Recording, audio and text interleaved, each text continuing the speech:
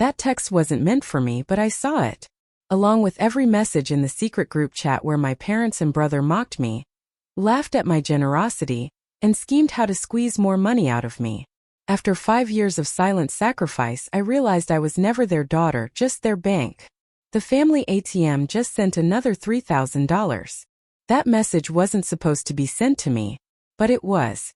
And in that split second, my entire relationship with my parents and brother unraveled. I was sitting in my home office in Burlington, sipping coffee and finalizing a campaign pitch for a client, when my phone buzzed. At first, I didn't even register what I was looking at, just a casual text in our family group chat. But then I read it again. And again. The sender, my brother Kevin. The words. The family ATM just sent another $3,000.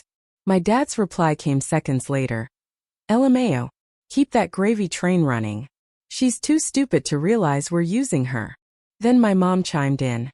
I just bought those golf clubs your father wanted. Jordan would flip if she knew. Jordan. That's me. And I had flipped. Not in the way they imagined, no screaming, no tears. Just silence. Cold, crushing silence. As I scrolled through the accidental screenshots Kevin had sent, I discovered what they really thought of me. For the last 5 years, I'd been wiring my parents $3,000 a month. Another $40,000 in emergencies. I thought I was helping them retire with dignity. Instead, they saw me as a joke. A target. An unlimited account balance with no password protection. Within an hour, my phone exploded with calls. My dad called twice, left a voicemail saying it was all just family jokes. My mom texted that I was being too sensitive. Kevin said he only went along with it to stay in their good graces. Right. Because sacrificing your integrity is fine as long as you get to keep the vacation house. I didn't respond. I couldn't. I just sat in my chair staring at my screen, watching the rain trace lines down the glass. It matched the chaos in my chest, slow, relentless, impossible to stop. Then came the knock on my door. It was Kevin, drenched from the rain, guilt soaking deeper than his coat. I can explain, he said. I didn't let him in. I didn't want explanations. I wanted answers. $180,000 Kevin, I said, holding up my phone. That's what I've given them. And that doesn't even count the insurance I paid for. The investment fund I opened in their name. The vacations I didn't take. The house I didn't buy. He shifted on the porch, unable to meet my eyes. They're freaking out now. They said they can't afford the mortgage without you. The mortgage for the lakefront condo they bought while pretending they were behind on rent? They made mistakes. No, I interrupted. A mistake is leaving the milk out. What they did was a long, orchestrated con. For the first time in years, my voice didn't shake. They used me, Kevin. And I let them. Then I closed the door. And something in me finally clicked. That night I didn't sleep. The group chat played on a loop in my head like a cruel sitcom rerun. Only I wasn't in on the joke. I was the punchline. The sucker. The too stupid to realize daughter who'd been bankrolling luxury while eating reheated pasta for dinner. I opened my laptop and logged into my bank account. There they were. 60 consecutive monthly transfers of $3,000. 5 years of loyalty, trust, and love in the form of quiet wire transfers. And then there were the extras, the $5,000 for the furnace that never broke, the emergency dental surgery that never happened, the roof leak that somehow came with a receipt for a luxury spa retreat. I clicked over to another tab, the retirement fund I'd secretly set up for them 3 years ago. I'd been planning to surprise them with it when they turned 70. I thought it would make them cry happy tears. Turns out the only surprise was on me. I hovered over the close account button. Not yet. First, I needed legal backup. I called Megan, my best friend, and thankfully my attorney. She listened to the whole story in silence. Then she said something I didn't expect. You're not stupid, Jordan. You're generous. And they weaponized your generosity. Her voice dropped into that razor-sharp tone she reserved for courtroom battles. Step 1: documentation. Bank statements. Screenshots. Every lie. Every request. Step 2: untangle your finances. Insurance, beneficiaries, everything. Step 3: decide what kind of closure you need. Legal? Emotional? Both. I nodded slowly even though she couldn't see me. I need to take it all back, Meg. Not out of revenge. Out of self-respect. Then let's begin. The next morning, I started with the retirement account. The bank rep confirmed I had sole control. No consent needed. Within 3 business days, the balance, $42,000, would return to my primary account. Then came the health insurance. Tricky. Mid-year removals required a qualifying event. I explained the situation to a kind man named Miguel. After a long pause, he said, "Let me see what I can do." 5 minutes later, he had a solution. "You're no longer providing more than 50% support, and they don't live with you. That counts. They'll be off your plan by the end of the month." Step 2 complete. Finally, I opened the life insurance policy. In 2 clicks, I removed them as beneficiaries and replaced them with the children's charity I'd always admired. By noon, I'd pulled every financial plug they were secretly feeding on. All except one. Kevin's student loan. I'd been quietly paying it for the past 3 years. $580 a month. He still had 2 years left. He'd apologized, or at least tried. But was it real remorse? Or damage control? That's when his text arrived. "Dad's heart meds got denied. What did you do?" No apology. No ownership. Just panic. I stared at the screen. Then I replied with 5 words that made my hand tremble as I typed. "Their consequences aren't my responsibility." I didn't wait for Kevin to respond. Instead, I opened a blank document and gave it the title, Family Financial Support, 2018 to 2023. 12 pages later, I had it all down in black and white. Every monthly transfer. Every fake emergency. Every lie they spun to keep the money flowing. I attached the screenshots. Their words. Their emojis. Their cruelty. Then I wrote the email. Subject: Termination of financial support. To Robert and Patricia Wright. Robert and Patricia. Attached is a full accounting of the support I've provided over the last 5 years, totaling $221,800. Effective immediately. The investment account has been closed. You are removed from my health insurance policy. All monthly transfers have ceased. You are no longer beneficiaries of any assets. Screenshots of your private messages have made your intentions clear. Manipulation, deceit, and mockery. Unless it concerns repayment, do not contact me again. Jordan Wright. I hit send. Then I blocked their numbers, unfollowed them on social media, and turned off my phone. For the first time in years, I felt silence, not the cold kind but the peaceful kind. The kind that fills a house and says, "You are finally free." That silence lasted 3 days. Then came the doorbell. It was 8:30 p.m. I was reviewing a client proposal, sipping tea when I looked through the peephole. My parents. Kevin. Soaking in desperation. I didn't open the door. I called Megan. "They're here," I whispered. "Do not let them in," she said firmly. "If they refuse to leave, call the police for trespassing." It feels extreme. It's not. Once they're inside, they'll weaponize guilt. Stay strong. The doorbell rang again. Then pounding. Then shouting. "Jordan, we know you're in there. You can't just cut us off." I sent Kevin a text. "I have nothing to say. Leave or I will call the police." Through the peephole, I saw him show the message to our parents. My mother's face crumpled. My father's turned crimson. They argued. Then finally they left. But not before he turned back and shouted, "You'll regret this, Jordan. We're family. Family." That word used to mean something to me. Now it sounded more like a threat.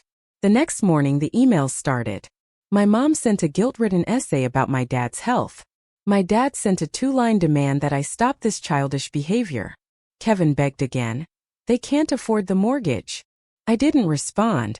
I forwarded every message to Megan. Then I took one final step. I called the pharmacy listed in my dad's old prescription file. "Yes," I said, lowering my voice. "This is Patricia Wright. I'm calling about my husband's heart medication. What's the cash price?" The pharmacist didn't hesitate. $42 for a 30-day supply. Not $450. Not even close. Just one more lie in a mountain of betrayal. That $42 prescription was the final straw. Not because of the lie itself, I'd lost count of those, but because it proved something chilling. They never thought I'd fact-check. They counted on me being generous, emotional, trusting. They mistook compassion for stupidity. That afternoon I left work early. I couldn't concentrate. My mind was spinning, not with sadness but strategy. I needed to finish what I started. So I opened my email, pulled up the original letter I'd sent, and added one more line at the bottom. This message has been forwarded to my attorney and will serve as official documentation of financial deception and emotional manipulation. I hit resend, and just like that, the game changed. 2 days later, Kevin showed up outside my office building, looking like he hadn't slept in weeks. "Jordan, please," he said, stepping in front of me. "They're falling apart. Dad's talking about bankruptcy. They sold the condo. They're moving in with me." I blinked. Sounds like they're finally living within their means. He looked stunned. "How can you be so cold?" "Cold?" I laughed once, sharp and hollow. "You all mocked me, lied to me, used me. They're still your parents. And I was their daughter, not their financial plan." He opened his mouth again, but I kept going. "You know what hurts the most, Kevin? Not the money, not even the lies. It's that I kept showing up for people who would never do the same for me." He had no answer. "Let them figure it out," I said as I stepped around him. "There are government programs for situations like theirs. It's time they use them." That night my phone buzzed with a new text. From a number I didn't recognize. "Message from your parents." Apparently, they'd found someone to speak on their behalf. A distant cousin. The message read, "Your parents are devastated. They're living off food stamps. Your father's health is failing. They only want to explain. To apologize. Please reconsider." I stared at the screen for 5 seconds, then hit delete. That apology? It wasn't for me. It was a fishing line baited with guilt, meant to reel me back into the same old trap. No thanks. 3 weeks later, I returned from a business trip and found them sitting on my porch. They looked smaller somehow. Worn. My father's tailored golf shirts were gone, replaced by a faded jacket. My mother's platinum-dyed hair had grown out into long gray streaks. "Jordan," she said, voice breaking. "Please. Just 5 minutes." I didn't argue. I let them in. But this time I didn't sit down. They listed their losses: the condo, the car, the friends, the health insurance. My mother cried. My father stared at the floor. But not once did they say, "We were wrong." Not once did they say, "We hurt you." When they finished, I asked one simple question. "Do you regret what you did? Or just regret getting caught?" They fell silent. And I knew the answer. I stood there, arms folded, watching them squirm under the weight of their own silence. My mother finally broke it. "We lost everything, Jordan. Isn't that enough punishment?" I tilted my head. "You think this is about punishment? Isn't it?" she snapped, voice shrill. "You froze our accounts. You kicked us off your insurance. You won't return calls. What else do you want?" I let that sit in the air. Then said quietly, "I wanted respect. I wanted love that didn't come with receipts." They didn't respond. They couldn't. Because the truth was, they weren't here to make things right. They were here to get things back. Control. Comfort. Cash. "I looked through every message you sent," I said, pulling out the printed screenshots. "You called me stupid. A sucker. A walking retirement fund. You joked about bleeding me dry." My father shifted uncomfortably on the couch. My mother stared at the floor. "You never saw me as your daughter," I said. "You saw me as a strategy." Finally my father spoke. "That's not true. We raised you. We sacrificed a lot." "For what?" I cut in. "So you could hold it over me like a debt? You think I owe you for being born?" He stood suddenly angry now. "You're ungrateful. After all we've done." "No," I said, my voice like steel. "You're entitled. And now reality's knocking. Welcome to it." I opened the front door wide. "You're done?" my mother asked, her voice soft but sharp. I nodded. "Yes. This isn't a timeout. It's goodbye." Tears welled in her eyes. "Jordan, family is forever." "No," I said. "Family is earned." She opened her mouth again, but I stepped back. "You have 5 seconds to walk out or I call the police." They hesitated for a beat, then walked out. My father paused at the bottom step, turned, and said through gritted teeth, You'll regret this. When you're alone one day, you'll remember how you abandoned your own parents. I didn't flinch. Actually, I replied, I'll remember that I stopped abandoning myself. Then I shut the door. That night I sat in silence with a glass of wine, watching the rain tap gently against the windows. For the first time in years, my finances, my schedule, my peace, all mine. The guilt didn't creep in. The fear didn't return. All I felt was something strange, something foreign. Peace. Not because they were gone, but because I finally realized they never really saw me to begin with, and now they didn't get to see me at all. The silence after cutting ties was louder than any confrontation. 3 days passed without a word. Then came the email. Subject: We just want to talk. Sender: a family friend I barely remembered. Probably the only one left they hadn't burned through. Inside, the message tried to dress manipulation as compassion. Your parents are devastated. They've had to sell their furniture.